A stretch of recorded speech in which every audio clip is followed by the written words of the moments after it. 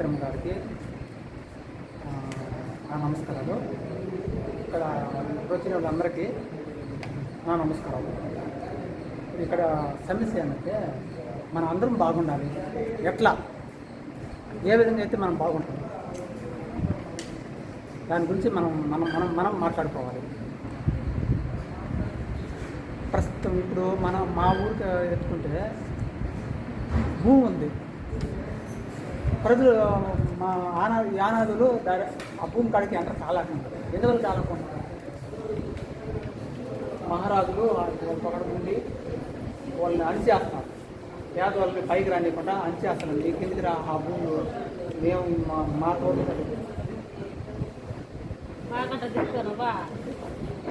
మా తోడు ఉంటే మేము ఎంతో ఒకరికి ఇస్తాం కదా, హెల్ప్ చేస్తాం కదా అనే ఉద్దేశంతో వాళ్ళు రానిస్తున్నారు, బదిలీ రానిస్తున్నారు. ప్రస్తుతం అసలు మాకు ఏం లేదు. తిండి తినేదానికి కూడా అసలు అప్పటి గడిపోయింది. ఈ మధ్య ఒక వారం ముందు ఒక ముగ్గురు మధ్యలో తిండి లేక చచ్చిపోయింది. వాస్తవంగా చెప్పాలంటే ఒక ముగ్గురు చచ్చిపోయింది తిండి లేక. ఎందుకున్నారు ఆ విధంగా? మనలో తెలివితేటలు లేక, దీకుని కెపాసిటీ లేక మహారాజులు వారికి ఓళ్ళు రైతులు అధికారాన్ని చలించుకున్నారు. కానీ పేదవాళ్ళు మాత్రం పైకి ఇప్పుడు రానివ్వు. మనం పేదవాళ్ళని ఎప్పుడైతే మనం రంపించుకోవాలంటే మనలో తెలివి కావాలి. ఆ తెలివి ఎప్పుడు వస్తుంది? మనం పోయి వాళ్ళని ఉద్రిక్తి చేయాలా. మనం ఏ విధంగా ఉద్రిక్తి చేయాలా? మనం పోరాటం చేయాలంటే అంబేద్కర్ మనం పోరాటం ఈ అందరి జనాభాలో మార్పు రావాలంటే ఎట్లా వస్తుంది? మనం పోయి వాళ్ళని పోయి మేల్కొట్టి ఏ విధంగా మిత్రులు చేసుకోరా, ఏం చేసుకోరా, మనం ఐక్యమత్యం రావాలా, టీం అనేది ఏర్పడాలా. ఆ టీం అనేది ఎప్పుడైతే వస్తారో మనలోకి ఆటోమేటిక్గా అనేది అన్ని మార్పులు అనేవి చెప్తా ఉంటాయి. మన ఎంఆర్ఓ కానీ ఇండియాలో అనేది ఆ ఏరియాకి పోకూడదురా. ఆ ఏరియాకి పోతే మాత్రము వాస్తవంగా వాళ్ళు కట్టుగా ఉన్నారు, వాళ్ళ జోలికి పోకూడదురా అని ఓడికి కూడా అప్పుడు వాళ్ళకి ఏమిస్తే ఓడికి కూడా ఇవ్వాలి.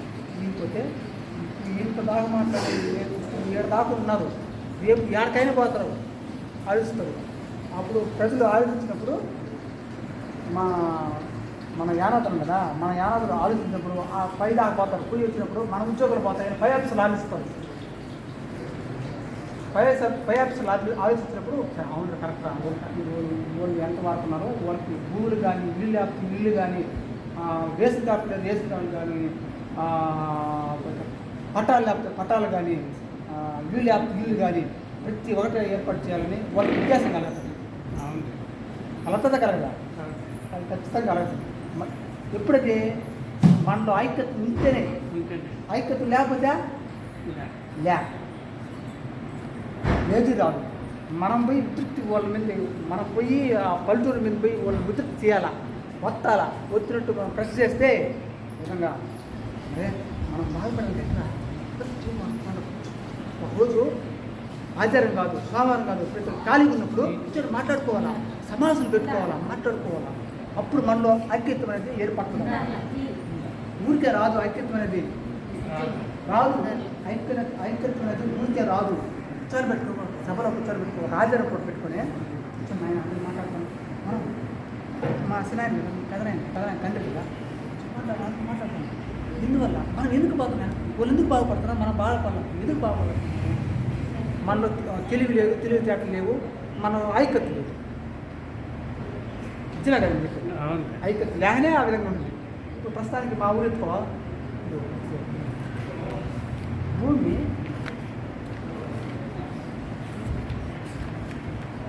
ల్యాండ్ సర్వ 78 ఎకరాల భూమి సార్. శ్రీనివాస్ సార్, ఇది ఫారెస్ట్ నేల. ఇది ఫారెస్ట్ నేల వదిలేసి రాళ్ళు వదిలేశారు, కట్టేసి మిగతా వారికి ఆడవారికి చేసుకుంటారు, ఆడవారికి చేసుకోమని వదిలేశారు. మనలో బిల్లు లేదా పోయి నిలబడి సాయంత్రం మేడం కూడా వచ్చి గుసులు కూడా పెట్టి అన్ని గుసులు కూడా కట్టించాం.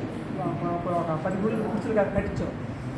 ఆయన మాత్రం ఊళ్ళో ఉన్నారు కదా, పెద్ద పెద్ద మనుషులు ఉన్నారు కదా, వాళ్ళు ఏం చేస్తారు? వాళ్ళు కిందకు పోవాలి. ఆ భూమి మనమే సాధన చేసుకొని వాళ్ళకి ఎంత ఒక ఫుడ్ వేసుకుంటే మనకుంటుంది కదా. ఇప్పుడు పైన పండించుకున్నారు రెండో కారు వేసారు, పైన బండి అన్నీ మనం రెండో కారు వేస్తున్నారు, లచ్చులు అంచులు కలుగుతున్నారు. మనం ఎందుకు కలగకుంటాము? ఏమి లే. ఇప్పుడు మా ఈ పోయిన వారంలో ముగ్గురు లచ్చుకోరు తిన్నారు లేక, కనీసం చెల్లో చేపలు పట్టుకునేదానికి పరిస్థితి లే. కల్లూరు, మాది కల్లూరు ధరస్తారు మండలం, సూళ్ళూరుపేట.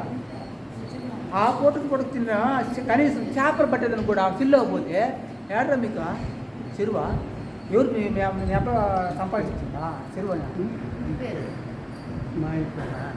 అని చెప్తున్నారు. గుళ్ళు వేలం పాటలే చేస్తున్నారు మహారాజులు.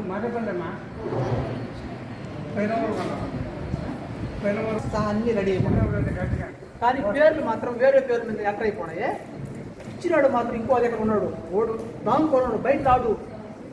మీరు వస్తే బయట వస్తాడు, కానీ లోపల దాంకోన్నాడు, దొంగ తాటుగా లోపల ఏమున్నాడు, బయట రాలా. కానీ బీఆర్ఓ అక్కడ వచ్చినాడు, ఎంఆర్ఓ దాంట్లో అందరూ ఉన్నారు.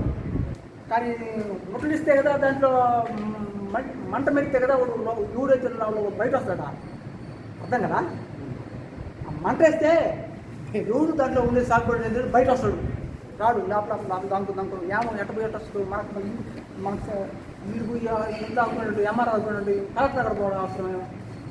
ఓడి కూడా ఆలోచించి ఒక మేధోతరంతో ఆలోచుకుని ఉంటాడు, అంచుకునే ఉంటాడు. ఒక చూద్దాం మందైతే ఓడిదైతే ఓడదాం.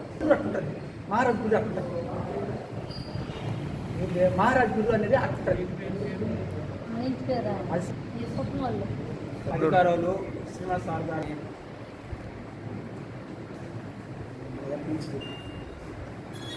దయచేసి